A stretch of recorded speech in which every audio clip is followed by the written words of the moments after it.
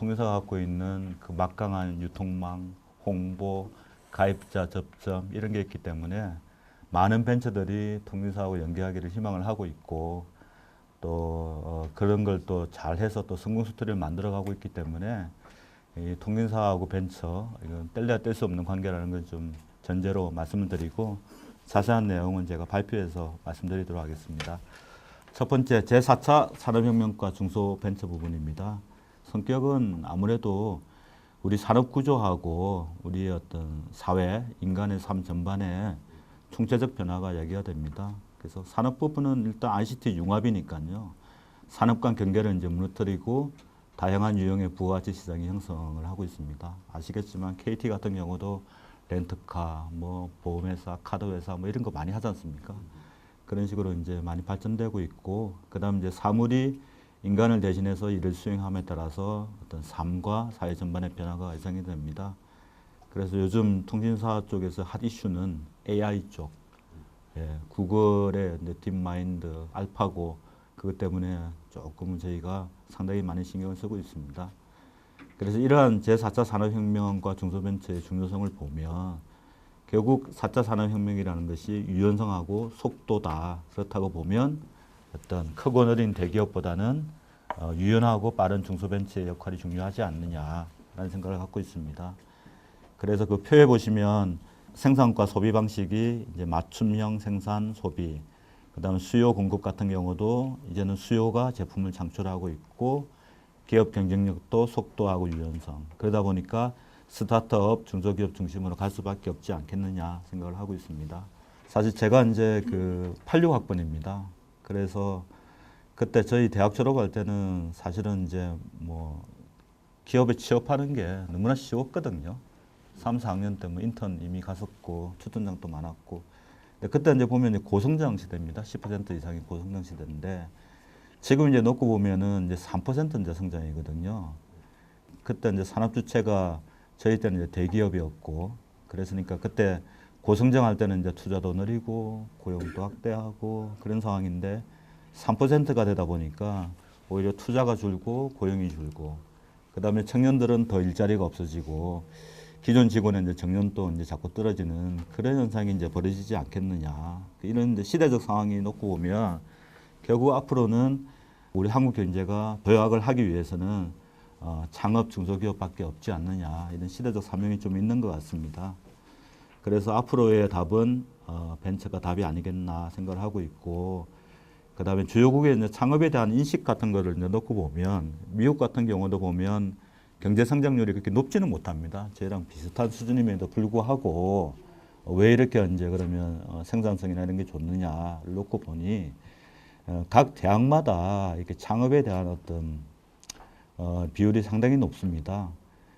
스탠퍼드대 출신 창업 기업만 해도 연매출액이 한국의 GDP의 이제 2배 정도 되는 어떤 이런 상황이 이제 벌어지고 있으니까 우리도 이제 이런 부분에 대한 관심을 좀 많이 가져야 될 것 같고 왜 그럼 미국은 이러느냐라고 했더니 미국에 있는 공대생이 1등부터 10등까지 쭉 했는데 이 친구들이 다 나는 창업을 하겠다라고 얘기를 하고 있습니다. 자기 아이디어 가지고 자기가 회사를 설립하겠다 이렇게 생각하고 있는 반면에 우리나라 같은 경우는 취직을 못하면 창업을 한다.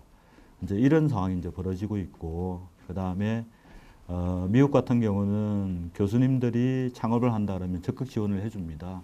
뭐 더 잘 아시겠지만 창업을 목표로 학생들을 하기 때문에 교수님들이 창업을 알아야 되기 때문에 장려를 하는 반면에 저희 같은 경우는 오히려 저희 교수님이 창업하신다라고 하면 일단 월급 좀 삭감을 하고 그다음에 여러 가지 제약도 많이 두고 이런 상황에서 우리에 대한 어떤 창업에 대한 인식이 상당히 낮지 않은가라는 고민을 좀 하고 있습니다.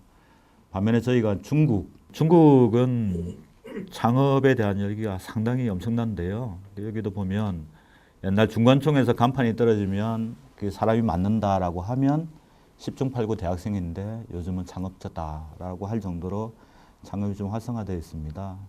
창업이 활성화되어 있는 이유 중에 하나도 인터넷이 이제 발달을 하게 됐고요. 그래서 보급률도 높고 스마트폰에 대한 이용자도 가면 갈수록 이제 확대되고 있고 그다음에 중국 정부의 어떤 창업 지원을 많이 하고 있습니다. 그래서 대학 졸업 후에 창업을 선택하는 학생이 나날이 늘어가고 있고요. 뭐 이런 이유는 일단 학생들이 마음에 드는 직장 구하기도 좀 힘든 상황도 좀 있지만 어쨌든 정부가 여러 가지 혜택을 좀 많이 제공을 하고 있다는 측면이 좀 있습니다. 그리고 가장 중요한 거는 창업 성공 사례라고 저는 보는데요. 알리바바나 텐센트 같은 창업 성공 신화를 이제 이 사람들이 느꼈기 때문에 뭐냐면 결국 창업자 모두 평범한 사람이 혹은 부유하지 않았던 어린 시절을 보냈고 창업으로 억만장자가 된 사람, 자주성가야. 나도 할 수 있다. 그래서 청년들이 창업을 통한 어떤 인생 역전을 꿈꾸게 만든 그런 인식 변화가 제일 크지 않을까. 우리 한국 같은 경우는 청년들이 창업을 한다라고 하면 취직을 못해서 너 창업하는 거지 뭐 등등등 어떤 사회적인 인식이 좀 틀린 것 같아요. 그래서 하루 평균 보통 1만 1,700개의 어떤 창업 기업이 등장을 하고 있는 상황입니다. 그럼에도 불구하고 중국이 우리 한국에 대한 관심이 상당히 많고 또 투자 의향도 많습니다. 근데 이건 왜 이제 이런 현상이 벌어질 건가? 제가 잠깐만 말씀드리면 중국은 13억이나 되는 거대한 플랫폼을 갖고 있습니다. 그 소리는 이제 뭐냐면 시장은 확보되어 있다는 거거든요.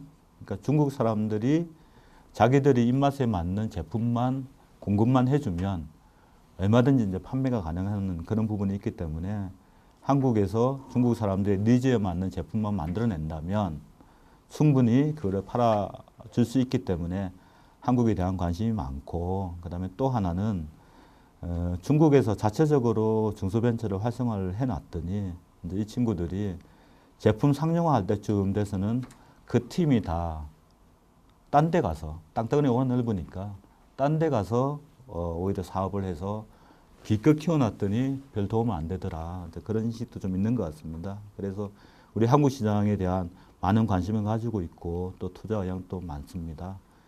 지난주에 저희가 중국을 갔다 왔는데 한중 관련해서 벤처 그 타운 이런 것도 많이 만들고 지원을 많이 해주려고 노력을 많이 하고 있는 모습을 봤습니다. 통신사하고 중소벤처의 상생협력 필요성 부분인데요. 저희가 이제 지능정보사회 4차 산업혁명 이야기를 이제 하면서 통신사들이 상당히 이제 변화를 많이 하고 있는데 과거에는 통신사들이 혼자서 단독 플레이를 하면 됐었거든요. 네트워크를 가지고 모듈이 다 장한 상황에서 자기들이 알아서 다 하면 되는 상황이었는데 IoT라든가 AI라든가 뭐 이런 것들이 등장하면서 혼자서는 도무지 할 수 없는 거예요. 그러다 보니까 유망한 중소벤처하고 서로 교류 협력을 하지 않으면 새로운 부가 서비스를 개발할 수가 없는 그런 상황이 도래가 됐습니다. 그래서 지금의 어떤 미션은 이 AI든 IoT든 VR, AR, 뭐 커넥티드 카, 핀테크 뭐 이 관련해서 신성장 사업 분야에서 유망한 중소벤처를 발굴 육성하는 데 적극 나서고 있습니다. 심지어는 매년 신년사마다 통신삼사 CEO가 우리 중소벤처와 상생협력하겠다라고 얘기하고 있는데 이거는 이제 뭐 국정 기조가 이래서 이런 게 아니고 정말 필요에 의해서 중소벤처와의 어떤 상생협력에 대한 필요성을 많이 운영을 하고 있습니다. 그래서 직간접적으로 많은 프로그램들을 운영을 하고 있는데요. 뭐 참고로 SK텔레콤의 주요 창업 지원 프로그램만 해도 되게 많습니다. 뭐 대표적인 게 브라보 리스타트, SK 청년 비상, 요거는 창업 육성 프로그램이고 창업 육성 공간을 하기 위해서 SK 서울 캠퍼스 공간 지원도 해주고 있고요. 대전 창조경제혁신센터, 세종 창조경제혁신센터 이런 것도 제공하고 있고 그 다음에 페이스북하고 같이 해서 통신 인프라 분야 스타트업 육성을 위한 프로그램 운영하고 있고 IoT 오픈하우스라든가 그다음 IoT 메이커톤 개최 같은 것들을 해서 중소벤처 스타트업 육성에 상당히 공을 많이 들이고 있습니다. KT하고 뭐 LG도 마찬가지고요. 그러니까 이런 와중에 이제 저희가 KTO의 이제 창업지원센터를 발족을 하게 됐습니다. 각 통신사가 이제 하고 있긴 하지만 어떤 구심점 역할을 좀 할 수 있지 않겠느냐라고 해서 통신사 공동으로 이제 서로 같이 중소벤처를 활성화를 하고 그 다음에 하면 좋지 않겠느냐라고 얘기를 했습니다. ICT 분야에 있어서의 어떤 디캠프, 내지는 팁스타운 이런 걸 좀 지향해서 대학하고도 연결을 좀 많이 해서 저희가 노력을 하려고 하고 있습니다. 발전 방향인데요. KTOA가 가진 장점이 좀 많이 있습니다. 일단은 이제 입주 공간인데 저희가 어쨌든 간에 삼성동에 있기 때문에 투자 유치나 이제 영업 활동 거점이 많은데 저희가 요즘 고민하고 있는 게 그 근처에 저희 사업 근처에 건물을 하나 만들어서 중소벤처 어떤 빌딩을 하나 뭐 좀 생각을 좀 해보고 있습니다 지금 저희가. 그래서 그런 부분은 조금 아직 미지수라서 뭐라고 말씀 못 드리겠습니다만은 좀 확대할 생각을 갖고 있고, 저희가 또 강점이 뭐냐면 KIF 펀드를 갖고 있어요. 이게 뭐냐면 저희가 2002년도에 통진3사로부터 3천억 펀드 기금을 출자받아서 운영을 하고 있습니다. 그래서 지금 현재 2017년 10월 말 현재 55개의 자펀드 조합을 이제 결성한다는데, 55개의 자펀드 조합이라는 게 뭐냐면 저희가 매년마다 한 1,000억씩 정도 벤처 캐피탈한테 돈을 나눠줍니다. 한 200억씩. 그래서 한 7년 정도 저희가 기간을 주고 이제 그 돈을 이제 회수를 해오는 건데, 저희가 200억 정도의 돈을 벤처 캐피탈한테 나눠드리면 그 벤처 캐피탈이 중소벤처한테 투자를 하게 되어 있습니다. 그래서 이제 그 까이는 경우도 있고 이득이 이제 생기는 경우도 있고, 그걸 2002년부터 지금까지 이제 쭉 해왔습니다. 그러니까 대한민국의 55개의 벤처 캐피탈이 저희 돈을 받아갔다는 겁니다. 그러니까 저희가 또 2002년 당시에는 ICT 쪽의 펀드가 저희가 유일하게 민간 펀드였거든요. 그러다 보니까 대한민국에서 좀 괜찮다는 벤처 캐피탈은 다 저희하고 관련이 좀 돼 있습니다.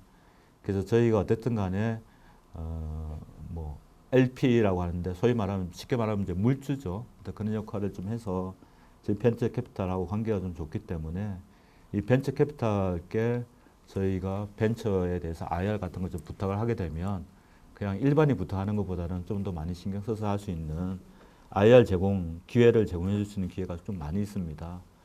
그리고 이제 통신사가 이제 회원사다 보니까 통신사들도 유망한 중소벤처하고 교류 협력하기를 바라니까 저희가 이런 좋은 데가 있으니까 사업부서하고 연계하기가 상당히 좀 용이한 측면이 좀 없지 않아 있습니다. 그래서 저희가 통신사 공동의 창업 및 중소벤처 지원을 앞으로 좀 강화를 하려고 생각을 좀 하고 있습니다. 청사진을 좀 그려가려고 지금 하고 있습니다. 그 다음에 이제 국내 중소벤처 실태조사 결과를 잠깐 좀 말씀드릴 건데요. 뒤에 시자점하고 좀 관련되어 있는 부분이기도 하고, 그래서 몇 가지만 좀 제가 말씀 좀 드리겠습니다. 요거는 2016년도 아마 벤처기업 정밀 실태조사 부분인데 좀 양이 좀 많지만 중요한 부분부터 좀 말씀을 좀 드리겠습니다. 일단은 그 벤처기업이 2015년 12월 말 기준 총 매출액이 보면 211조 원 정도 됩니다. 대기업이 그 하는 어떤 평균 매출액보다 훨씬 더 좋습니다. 그러니까 중소벤처가 훨씬 더 수익률이 낮다라는 걸 좀 말씀드리고요. 근데 이제 그 밑에 빨간 표시로 된 부분을 보시면 벤처기업의 평균 자산이 5,885만 원이고 평균 부채가 이 정도고 평균 자본이 이 정도인데, 말씀드리고 싶은 거는 자기 자본 비율이 39.2%고 부채 비율이 155.4%예요.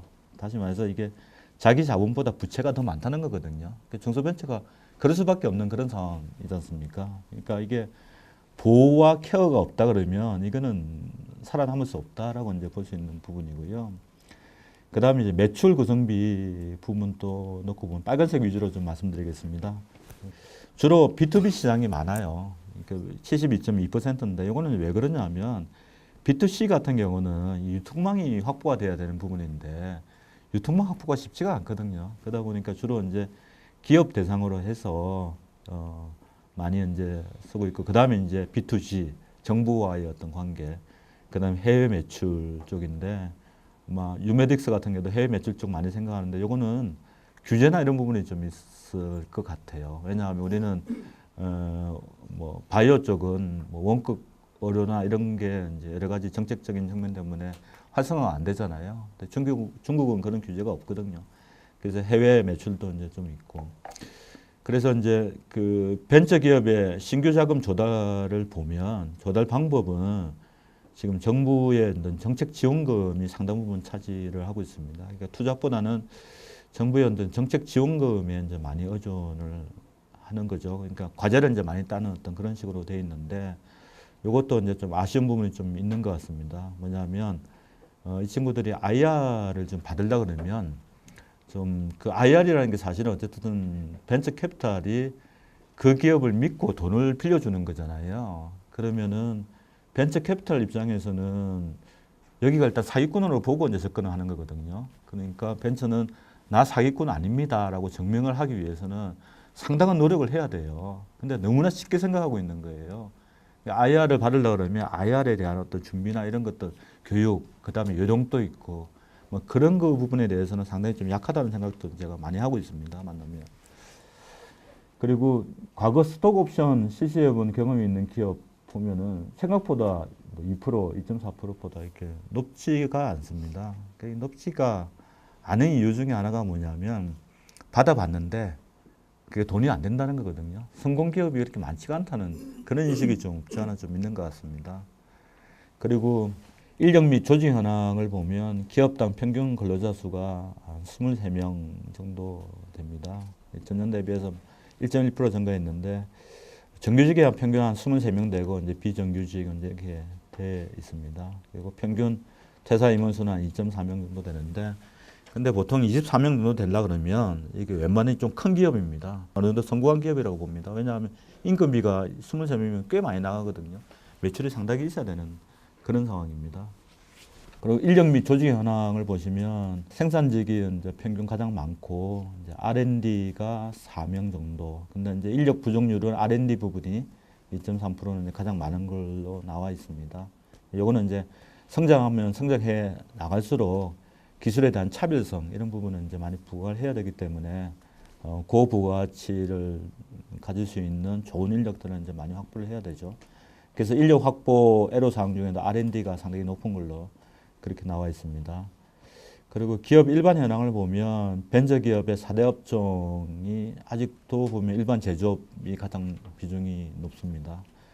비중이 높음에도 불구하고 보통 저희가 벤처다 그러면은 일반 제조업 그러면 우리 투자나 이런 부분에서 그렇게 썩 달가워하지는 않거든요. 그런 또 문제점이 좀 있는 것 같습니다.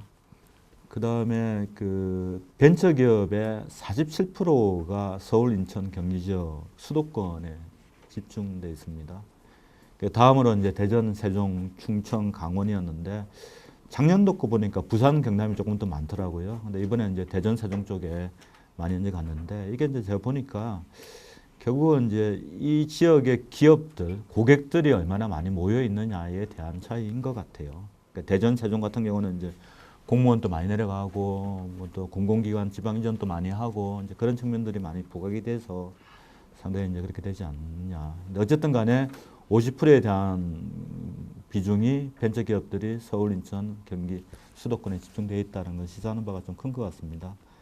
그리고 국내 벤처 기업의 평균 업력이 한 9.9년, 10년 정도 되거든요. 상장까지 소요 기간이 한 11.3년인데 이게 사실은 이 벤처 하는 사람들 이야기를 들어보면 벤처 하지 마라 그러거든요. 너무 힘들다고. 그러니까 10년 동안 상장되기 전까지 사실은 그 많은 노력을 해야 되는 거고 그동안 이제 배고픈 시기를 좀 지나야 되는 부분이 많기 때문에 쉽지는 않습니다. 그래서 이런 부분도 사실은 어떻게 생각하면 저희가 좀 케어가 많이 필요한 부분이죠. 그리고 기업 성장 단계는 고도 성장기 기업이 46.9%입니다.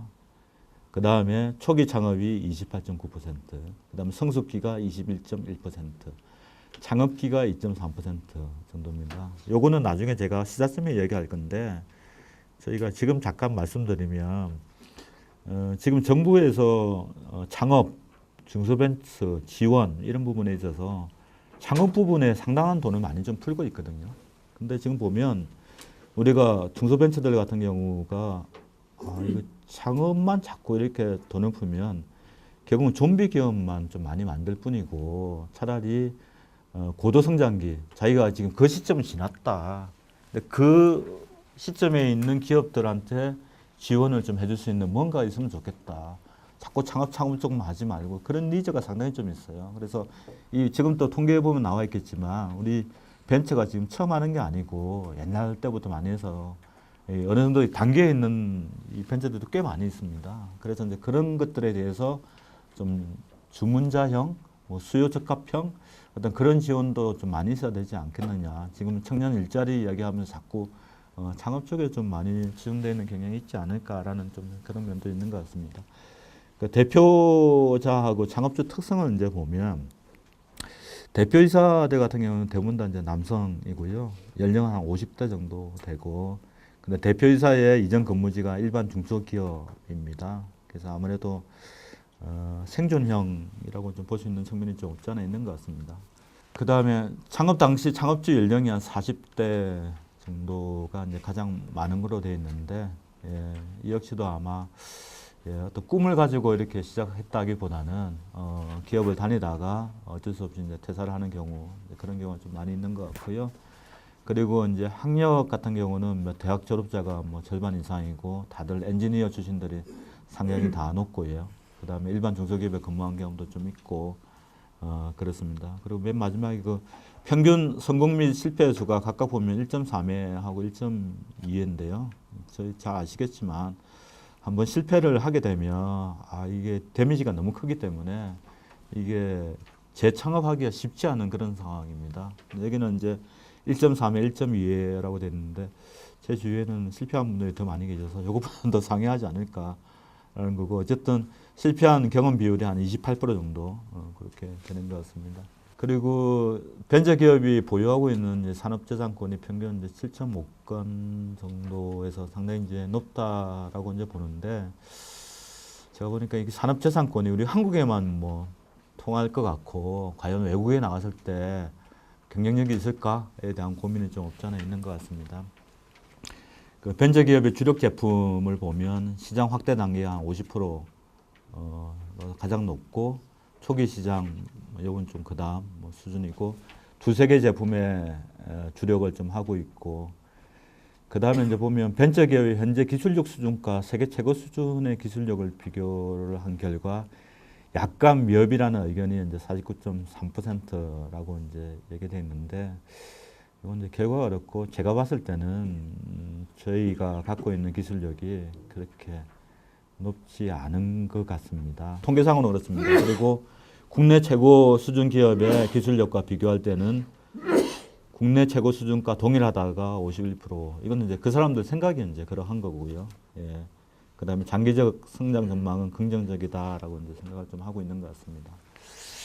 그리고 이제 동종업종 내에서 세계 최고 수준의 글로벌 기업과 벤처 기업을 비교한 결과 굳이 경쟁력에서 차이가 있다 그러면 품질하고 이제 기술 경쟁력이 좀 높게 나왔는데, 제가 그전 2015년 거는 가격 경쟁력이 제일 높다고 나왔는데 지금 조금 좀 바뀐 것 같습니다. 예.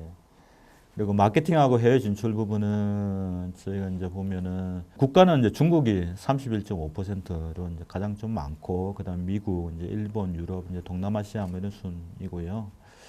이것도 사실은 이제 보면 요즘 뭐 그런 이야기 하지 않습니까? 중국이 이제 사드 때문에 이런 상황이 생기니 중국 시장을 이제 제껴놓고 다변화하자라는 이제 얘기를 좀 많이 합니다. 그래서 동남아로 가자 그런 이야기를 좀 많이 하는데, 사실 이제 그런 것도 사실은 어떻게 생각하면 조금 한번 고민해 볼 필요가 있는데, 중국이 13억 인구를 갖고 있거든요. 근데 중국에서도 통하지 않는데 동남아로 간다. 동남아에 또 화교들이 다 시장을 장악을 하고 있거든요. 그러면 결국 그걸 구매할 수 있는 사람들은 또 화교들인데, 중국을 과연 바이패스하고 동남아로 시장 개척한다는 게 그게 가능한 이야기일까에 대한 고민은 좀 많이 있는 것 같습니다. 그래서 우리가 중국은 뭐 아시겠지만 우리 1시간 반밖에 안 되는 거리고, 그다음에 그런 데를 바이패스를 해서 딴 데를 간다. 중국도 하면서 동남아도 같이 뚫어야 되는 게 답이 아닌가, 그런 생각을 좀 많이 하고 있습니다. 예, 그리고 마케팅하고 진출 지역 아까처럼 중국이 28.7%, 그다음 동남아시아가 많고, 그다음에 일본, 미국 이런 순으로 쭉 나와 있고요. 그다음에 해외 진출 시 겪는 애로 사항 중에 해외 진출 필요 자금의 부족이 가장 높은 걸로 이렇게 나와 있습니다. 그다음에 제휴하고 협력 현황 부분은 어떤 대학과의 협력이 가장 이렇게 많은 걸로 나왔고, 또 공동기술 연구개발이 가장 많은 걸로 나와 있습니다. 그리고 협력 희망률은 대학이 이제 가장 많은 걸로 나와 있고, 벤처캐피탈하고 인수 합병 현황 부분인데, 벤처의 97.6%는 벤처캐피탈로부터 투자 유치 경험이 없는 걸로 나타났습니다. 투자 유치 경험이 있는 기업은 1.4%입니다. 생각보다 저희가 돈을 못 받아가고 있고요. 벤처 캐피탈로부터 투자 유치 경험이 있는 벤처의 80.1%가 벤처 캐피탈이 자금 투자해 준 거 이외에는 거의 역할이 없다. 다시 말해서 러시안 캐시하고 똑같다라고 이제 응답을 했습니다. 그다음 19.9%는 일정 부분 역할을 하셨다라고 얘기를 했습니다. 또 이제 인수합병 같은 경우는 이제 목적 자체가 신규 사업 진입이고 이제 자금 경색 해소고 이제 이런 부분인데 그동안 이제 대기업들이 이제 중소벤처를 대가를 지불하지 않고 이제 그런 약간의 좀 안 좋은 관행 때문에 했는데 지금은 이제 많이 좀 개선이 좀 된 것 같더라고요. 지금 앞으로는 아마 그럴 겁니다. 중소벤처를 인수하거나 할 때 그 중소벤처에 대한 제대로 된 대가를 이제 지불을 하고 인수를 하고 그렇게 이제 많이 변화돼 가고 있는 것 같습니다. 지원 제도 및 교육 뭐 경영 애로사항 중에서 벤처기업 확인 제도 효과성은 뭐 일단 홍보 효과고요. 홍보 효과가 제일 큰 것 같고 나머지는 뭐 그렇게 큰 도움은 안 되는 것 같고 그다음 교육 훈련에 대해서도 좀 적극적인 어떤 성향을 보이는데 저는 이것도 사실은 저희도 이제 교육을 하는데 벤처들이 몇 명 안 되고 바쁘다 보니까 그런 교육 훈련에 대해서 시간을 못 내더라고요. 자기들 지금 사업하느라고 되게 바쁜데 교육 있습니다 오세요라고 하면 그냥 생색내기식으로 좀 해가지고 이것도 이제 조금 문제가 좀 있는 것 같고요. 그 다음에 이제 경영사 애로사항은 자금 조달이라든가 운영 등 자금, 뭐 자금이 제일 큰 문제인 것 같습니다. 그 다음 국내 판로 개척에 대한 애로가 있고 개발된 기술의 사업화 애로가 좀 있을 것 같고요. 그 다음에 요거는 이제 그 벤처 쪽 이야기가 아니고 벤처 캐피탈 쪽 투자 현황입니다. 요거는 이제 저희 이제 벤처 캐피탈에서 2016년도에 한 1조 2천억 정도를 투자를 한 겁니다. 그러니까 수익률은 한 85.4%고 상당히 이제 높은 건데 이 중에서 높은 부분이 보시면 이제 바이오, 의료, 그다음 화학 소재, ICT 서비스 분야에 수익이 높은 걸로 나와 있습니다. 여기 보시면 이제 건수는 뭐 7,944건수, 그다음에 수익률 이 부분이 나와 있습니다. 이제 마지막으로 제가 중소벤처 활성화 관련 시사점 부분을 좀 말씀 좀 드리고자 합니다. 그래서 이제 협회니까 좀 말씀 좀 드릴 건데 올해 이제 통신 3사의 이제 영업이익을 이제 발표를 했습니다. 2017년도 이제 3분기를 했는데 이제 전년 동기 대비해서 이제 떨어져 있는데 그 옆에 있는 기사는 이제 뭐냐면 통신요금 인하를 하라고 하면서 이제 5G 조기 상용화 같은 또 투자를 하라 그러는데 이게 투자 규모가 5G 같은 경우는 한 최대 30조 원 정도 되거든요. 그래서 지금 통신요금 인하라는 건 4조 6천억 정도, 그 다음에 설비도 한 30조 원 정도 하라라고 얘기를 하고 있으니까 통신사는 이제 난감해하고 있는데 또 여론은 또 뭐냐면 문재인 정부 통신요금 인하는 생색내기용 짓거리다. 그 다음에 이통 3사 통신으로 번 돈 온갖보다 많다. 요금 인하 여력 충분하다라고 이제 얘기를 하고 있는데 통신산업이 규제산업이니까 통신요금에 대한 부분 얘기하시는 거는 이제 좋은데 그 문제는 그러니까 저희가 아마 이명박 정권 때부터 아마 그때 1,000원 인하 뭐 이야기를 많이 하셨을 거예요. 근데 이제 통신요금이 사실은 1,000원을 내리면 연간에 통신사들이 매년 6천억씩 이익이 감소를 해요. 우리가 왜냐하면 우리 5천만 명이 이동전화 가입자잖아요. 근데 그게 이제 두 개 갖고 있는 포함해서 6천만 명인데 6천억씩 감소를 해요 매년. 그래서 통신사들이 차라리 그러지 말고 6천억의 돈을 기금을 내놓겠다라고 이제 얘기를 했었는데 정치권에서 야 그건 아닌 것 같아라고 이제 말씀을 좀 주셨어요. 근데 만약에 통신사들이 6천억이라는 돈을 갖다가 중소벤처에 쓴다 그러면 그 국가 경제에는 엄청난 큰 도움을 줄 수 있는 부분이거든요. 그러니까 그런 부분에 좀 아쉬움이 좀 있다. 그래서 통신사의 어떤 투자 촉진을 유도할 수 있는 기반이 조성된다 그러면은 더 많은 ICT 중소벤처가 좀 혜택을 볼 수 있지 않느냐. 후광 효과나 뭐 이런 여러 가지 측면을 놓고 봤을 때. 그리고 이제 두 번째로 이제 정부의 지원 대상인데 아까 말씀드린 것처럼 초기 창업 스타트업에 너무 집중하는 거 아니냐. 각 중소벤처의 단계별 수준에 맞게 정부의 맞춤형 지원이 좀 필요하지 않겠느냐라는 부분이 있고 그다음에 여태까지는 이제 정부가 주도를 해서 중소벤처를 생태계를 많이 이끌어 나갔는데 지금은 이제 마중물 역할은 좀 끝난 것 같고 민간 자율적인 생태계 구축으로 좀 진화 발전을 해야 되지 않겠느냐 생각을 좀 하고 있고요. 그다음 국내 중소벤처 경쟁력 부분인데 저희 국내 중소벤처의 기술 경쟁력이 상당히 좀 낮아요. 왜 낮냐면 제가 이제 다른 창조경제혁신센터에 있는 분한테 얘기 들었는데 우리나라에 있는 중소벤처가 어떤 아이템을 개발할 거라고 딱 했는데 중국에 이미 이런 게 있습니다라고 하면 그럼 저희는 안 합니다라고 바이패스를 해요. 무서워서 못 하겠다는 거예요. 그리고 통신사들도 중소벤처하고 하고 싶은데 우리나라의 중소벤처들하고 하려고 그러니까 수준이 우리 생각보다는 조금 낮은 것 같아. 오히려 미국에 있는 실리콘밸리의 높은 데하고 하고 싶다. 라는 이런 니즈를 많이 이야기를 해요. 그러면 과연 우리나라의 중소벤처의 기술 경쟁력이라는 게 세계적인 수준이 되겠느냐, 중국 시장에 어필이 되겠느냐, 미국 시장에 어필이 되겠느냐에 대한 고민이 좀 있죠. 그래서 이런 부분에 대한 어떤 경쟁력을 높일 수 있는 방안이 반드시 나와야지 중소벤처가 살 수 있지 않을까라는 생각을 하고 있습니다. 예, 마치겠습니다. 예.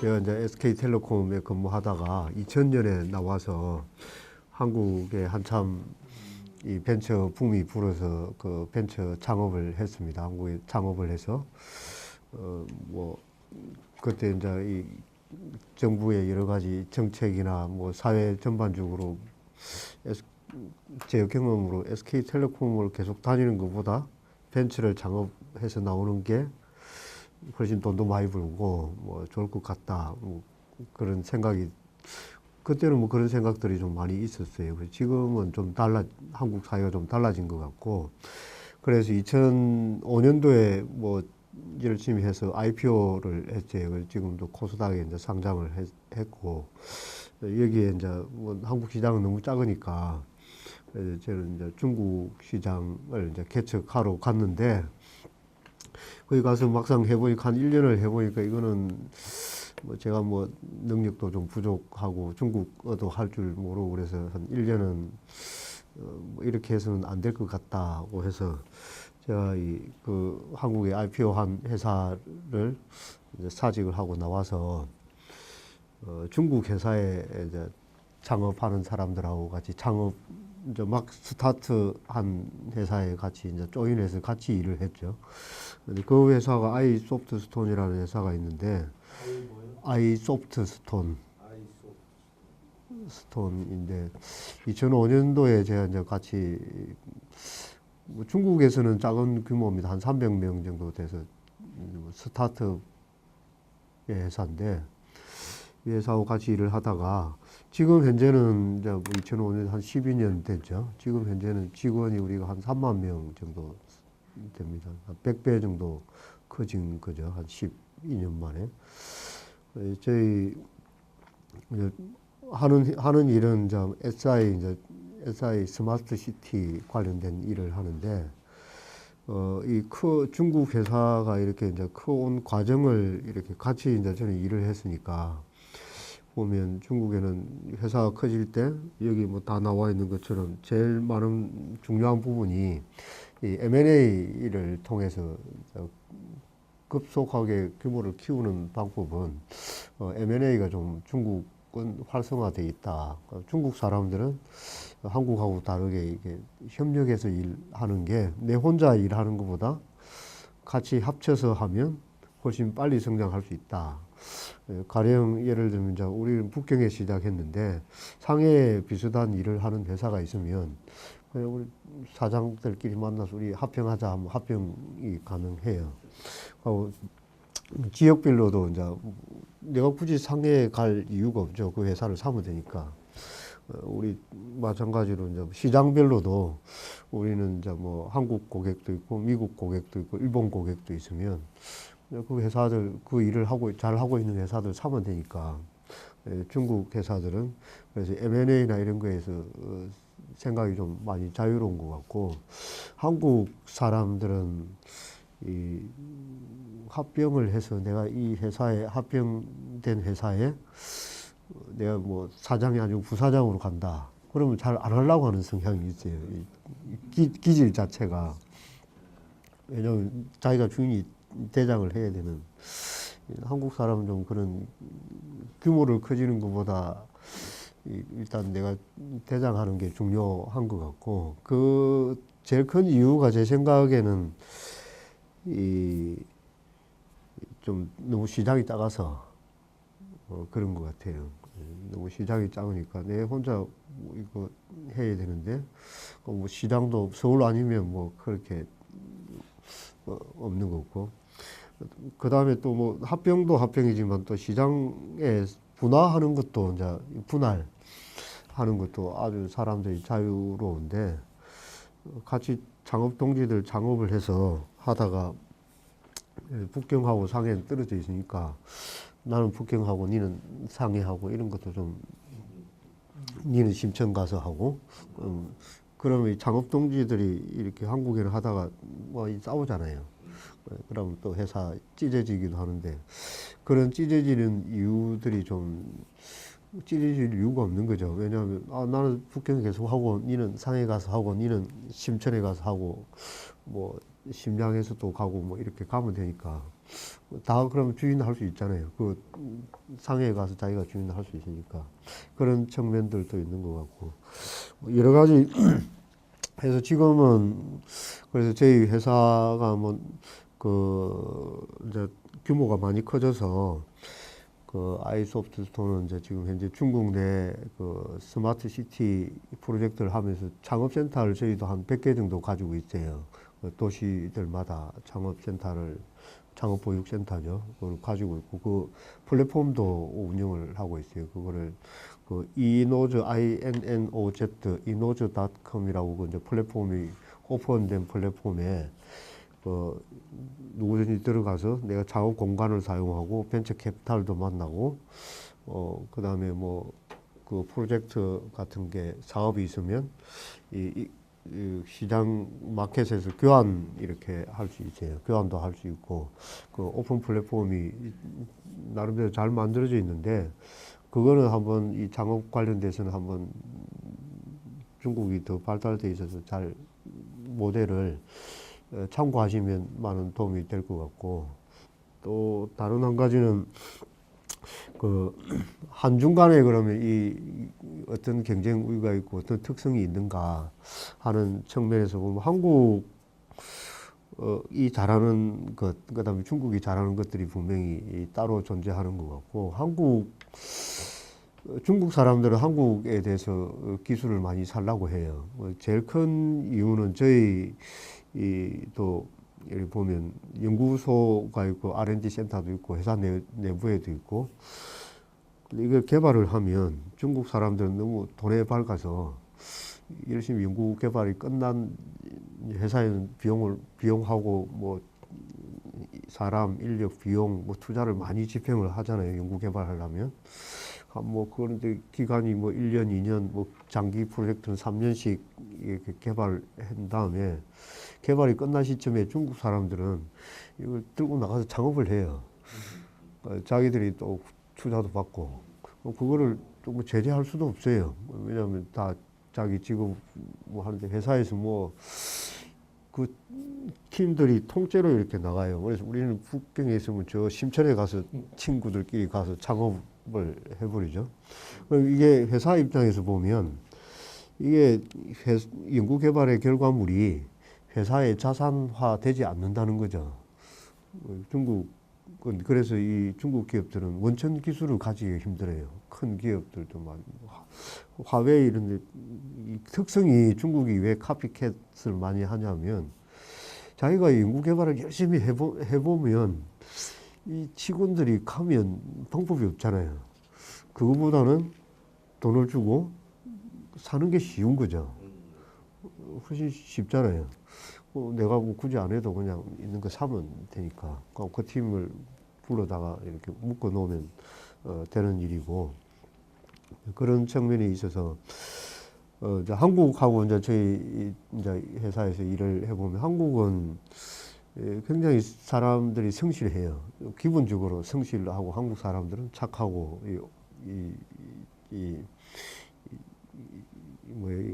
회사에 이 소속된 이 로열티가 아주 강한 특성을 가지고 있잖아요. 그래서 그런 측면에서 중국 기업은 한국을 바라볼 때 아주 이제 좋은 관점으로 바라보는 한국 사람들은 저희 회사에도 한국 사람 제가 저는 이제 우리 팀에 이제 한국 사람 데리고 이제 같이 일해 보면 중국 사람들 다 좋아하는 것 같아요. 그런 측면에서는 한국은 향후에 협력을 한다고 하면 계속해서 한국은 좀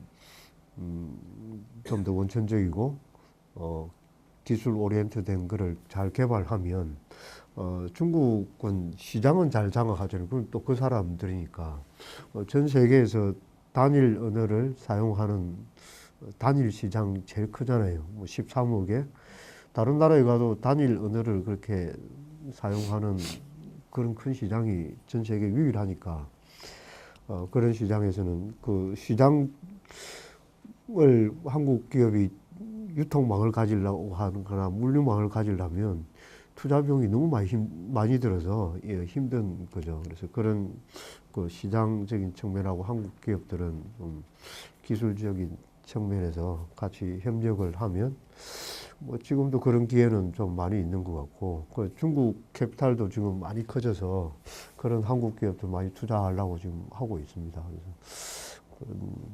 그런 측면에서 한국하고 좀 협력하고 제일 중요한 거는 이제 자본의 교류가 좀 한중간에 같이 펀드를 만들어서 협력하는 방안도 있을 수 있고 그런 형태로 좀 하면 기회는 좀 더 많이 있는 것 같고 한국 기업들도 창업할 때 한국부터 출발은 하겠지만 좀 더 해외 시장을 좀 적극적으로 봤으면 좋겠어요. 저는 그래서 제가 직접 일하고 경험하다가 저도 이제 나중에 이제 제가 이제 직접 투자를 해서 지금 제가 드린 명함은 유메딕스 이 명함은 제가 직접 투자하고 제가 이제 스스로 이제 인큐베이션을 해서 지금 하고 있는 회사인데 여기 이제 심전도하고 체열하지 않는 무체열 방식의 이제 이 혈당하는 웨어러블 시스템 투자하고 뭐 열심히 이제 연구 개발해서 시제품 나오면 이제 중국 파트너들은 저는 친구들 많이 있으니까 가서 이제 뭐 판매도 하고 뭐 이제 그런 일을 해보려고 이제 실제로 저는 제가 인큐베이션을 제가 직접 하고 있으니까 그래서 그런 측면에서는 이제 제가 왜 이 회사 유메딕스 회사 일을 하고 있는 것도 한국 회사 이 회사는 이제 반도체 칩을 가지고 이제 이 생체 신호를 추출하는 걸 개발하고 있으니까 이런 협력 모델을 지금 직접 테스트하고 지금 하고 있는 중에 발굴해서 하고 있는 중에 있습니다. 저희 같으면은 지금 총 운영하는 펀드 사이즈가 한 3천억 정도 되고요. 갖고 있는 포트폴리오 숫자는 200개가 좀 넘습니다. 상대적으로 다른 벤처 캐피탈보다는 저희가 초기 쪽에 많은 그 포트폴리오를 가지고 있어서 업체가 많고요. 그러다 보니까 이제 그 영역, 투자 영역도 뭐 좀 저희가 ICT 주력으로 이렇게 돼 있고, 저희 투자한 회사 중에서 우리 부회장님 말씀하신 중국에도 진출했다가 이렇게 실패하고 들어온 회사들도 여러 있고, 그래서 뭐 여러 가지가 있습니다. 저희가 투자 의사, 약간 뭐 투자, 뭐 전체 벤처 기업 중에서 약 한 1.4%가 벤처 캐피탈로부터 이제 투자를 받는다. 근데 1.4%의 기준을 보니까 제가 이 전장을 보니까 또 벤처 기업 중에서 약 한 1.1%만이 상장을 한다. 이렇게 돼 있거든요. 근데 저희가 벤처 캐피탈을 투자할 때 첫 번째는 저희는 정부 정책을 믿지를 못하지 않습니까? 믿기보다는 저희는 이 투자건이 돈이 벌 수 있느냐 없느냐에 이제 가장 큰 기준을 가질 수밖에 없는데 현실적으로 그러니까 그 상장된 비율이 1% 내외라면 저희가 투자한 비율이 그거보다 약간 높은 정도의 수준은 시장 흐름상 맞는 얘기다. 그러니까 저희가 안 한다, 벤처 캐피탈 투자를 안 한다 이런 논리는 조금 그 왜곡적인 측면이 있지 않느냐 왜냐하면 저희가 지금 엑시스라는 식으로 하는 게 상장하거나 아니면 이제 더 희귀한 M&A로 이제 가야 되는데 저희가 한 이제 7, 8년 이제 운영을 하면서 보니까 상장했던 게 한 2개가 있고요. 그다음에 M&A 된 게 한 3건이 있습니다. 근데 저희가 3건 중에 2건이 중국 기업에 그러니까 저희의 M&A 기준이 최대 주주와 저희 지분을 같이 넘긴 걸로 이제 규정을 하면 그 2건이 중국 기업으로에 넘어갔고 나머지 1건은 이제 국내 모 기업에 넘어간 이런 형태이기 때문에 그 투자가 적다 이런 부분은 좀 이제 이 데이터상으로는 좀 적어한 것 같고요. 두 번째는 이제 벤처 캐피탈이 벤처 기업의 역할에 대해서 또 이제 언급을 해주셨는데 한 80여 %가 역할이 없다. 저는 솔직하게 인정합니다. 저희가 저는 투자를 하면서 어떤 생각이냐면 이 기업이 못 될 거라고 생각을 해서 잠을 못 잡은 적은 없습니다. 근데 그 기업을 운영하는 경영진은 내 회사가 못 될 것이다 하고 잠을 못 이룹니다. 그 친구들, 거기에 있는 직원들, 임원들이 저보다는 더 많은 고민을 하게 돼 있습니다. 왜냐하면 제가 벤처기업을 운영을 해봤기 때문에 저희가 한국이 뭐 미국과 같은 그 커다란 시장에 뭐 전문성이 확보되지 않은 상태에 저희가 괜히 저기 가서 내가 마케팅을 연결해 줄게. 저 교수님 뭐 자료 받아다 이거 상용해봐. 이런 얘기 섣불려면 이 지도 편달이 아니라 이거 감시입니다. 이거 오히려 더 잔소리입니다. 잔소리. 그래서 저는 가능한 한 투자해 놓으면 그 벤처 기업들이 이제 뭐 회사가 사세가 확장이 되면서 이제 좀 추가 자본이 필요합니다. 이럴 때 저희의 역할은 가능한 한 올바른 자본이 구성돼야 되는, 뭐 벤처 캐피탈도 여러 성격도 있고 또 벤처 캐피탈 위에 더 큰 자본이 필요할 때 은행권이나 이런 할 때 그런 자본의 구성에 도움을 주는 그 제한적 범위에 머무르는 게 저는 그 모델이 맞다고 저는 생각을 하는데 일부 뭐 벤처 캐피탈 중에서는 이제 진짜 적극적으로 경영력 요소까지 뭐 직원의 채용이라든가 뭐 또 반대로 직원 또 일정 기간 지나다 보면 직원 간의 알력에 의해서 이게 깨지는 경우가 발생합니다. 그러면 이제 특정의 그 이익을 위해서 자기네가 적극적인 액션을 하고 있는 그런 경우도 있고요. 근데 우리나라가 만약에 벤처캐피탈 투자했는데 대표이사가 형사에 준하는 사고를 치지 않았는데 경영 능력이 없다. 그래서 우리가 판단을 잘못했다. 만약에 이 대표이사를 이제 뭐 계약서에 의해서 뭐 이렇게 해고 뭐 이렇게 아웃시킬 수 있다면 미국은 아웃을 시키거든요. 그 역할이 주어져 있으니까. 근데 한국은 이거 큰 사회적 문제 됩니다. 이거 을지로위원회에서 가만 안 놔두게 돼 있거든요. 그래서 저희도 그거는 가능한 한 이제 못하는 그런 형상이 있습니다. 저는 그래서 투자할 때 보면은 뭐 이거는 뭐 저가 항상 하는 거는 일단은 좀 기술 기반의 벤처 기업이었으면 좋겠다. 저희가 지금 많은 창업들이 이러는 게 그 비즈니스 모델에 가까운 모델들이 많이 나옵니다. 뭐 배달을 한다든가 뭐 그러니까 기존 중소 자영업자들이 갖고 있는 것의 영역에 새로운 그 창업의 모델로 거기에 각각의 뭐 약간의 리소스를 모아서 빅데이터를 통해서 리소스를 모아서 거기에 이제 틈바구니 속에서 그 영역을 만들어가는, 그러니까 사회 총량의 밸류에는 큰 변화가 없고 이 밸류가 이전되는 현상이 그 비즈니스 모델 창업에서는 좀 나타날 수 있고요. 여기처럼 이제 기술 기반의 창업은 최소한 한국 너머 시장을 많이 볼 수밖에 없지 않습니까? 시장이 작다 보니까. 그래서 저는 기술 기반의 기업에 좀 더 이렇게 많이 집중해서 벤처 투자를 하고 있고, 또 사회적 트렌드를 반영해서 좀 이렇게 저는 고령화를 한국의 이 벤처 기업들도 많은 대비를 해야 되는, 그러니까 뭐 헬스케어라든가 건강식품 쪽이라든가 뭐 여러 가지 그런 쪽에 좀 주목해서 봐야 되는, 그래서 고령화하고 또 저는 가족의 붕괴가 이제 개인화로 이루어진다고 보거든요. 그러다 보면 우리가 갖고 있는 이 시스템이 주거라든가 뭐 이런 음료의 뭐 구매 단위라든가 이게 전부 이게 개인 단위로 바뀝니다, 이제. 그럼 거기에 또 트렌드에 맞는 그 개인화의 추세를 반영한, 그다음에 또 하나 더 마지막으로 주목하는 거는 저희가 모바일 중심 시대로 바뀌었다. 그렇기 때문에 모바일 중심 시대에 어울리는 그 초기 벤처 기업이면은 저희는 가능한 한 투자를 하는 그런 그냥 저만의 원칙을 가지고 그렇게 하고 있습니다. 예.